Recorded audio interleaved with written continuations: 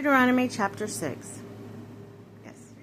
Then this commandment, the statutes and the ordinances, which the Lord your God has commanded that you be taught to observe, and the land you are about to cross into possess, so that you, that is you, your child, your grandchild, may fear the Lord your God by keeping, as long as you live, all his statutes and commandments, which I enjoin on you, and thus have long life. Hear then, Israel, and be careful to observe them, that they may go well with you, and you may increase greatly. For the Lord your God of your ancestors promised you a land flowing with milk and honey. A great commandment. Hear, O Israel, the Lord is our God, the Lord alone. Therefore you shall love the Lord with all your God, with all your whole heart, with all your whole being, and your whole strength. Take to heart these words which I have commanded you today. Keep repeating them to your children. Recite them when you are at home and when you are away, when you lie down and when you get up.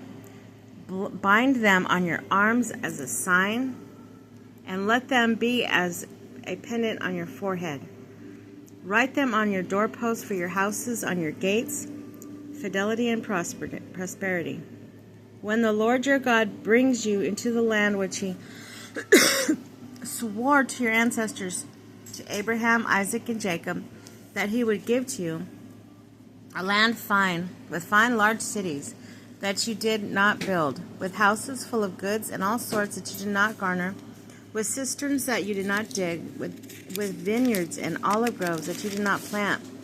And when therefore you eat and are satisfied, be careful not to forget the Lord who brought you out of the land of Egypt and the house of slavery. Your Lord, your God, shall you fear, him shall you serve, and by his name you shall swear. You shall not go after other gods, any of the gods of the surrounding peoples, for the Lord your God is in your midst, is passionate God, lest the anger of the Lord your God flare up against you, and he destroy you upon the land. You shall not put the Lord your God to the test, as you did at Massah, but keep the commandments of the Lord your God, and the decrees and the statutes he has commanded you.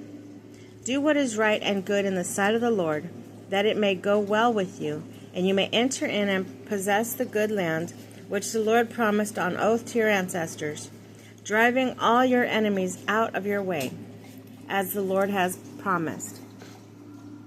Instruction to the children. Later on, when your son asks you, what do these decrees and statutes and ordinances mean, which the Lord our God has enjoined on you, you shall say to your son, we were once slaves of Pharaoh in Egypt, but the Lord brought us out of Egypt with a strong hand, and wrought before our eyes and signs and wonders, great and dire, against Egypt, against Pharaoh and his whole house. He brought us from there to bring us in and give us the land he had promised on oath to our ancestors. The Lord commanded us to observe all these statutes in fear of the Lord our God, that we may always have as good a life as we have today. This is our justice before the Lord our God, to observe carefully his whole commandment as he has enjoined on us.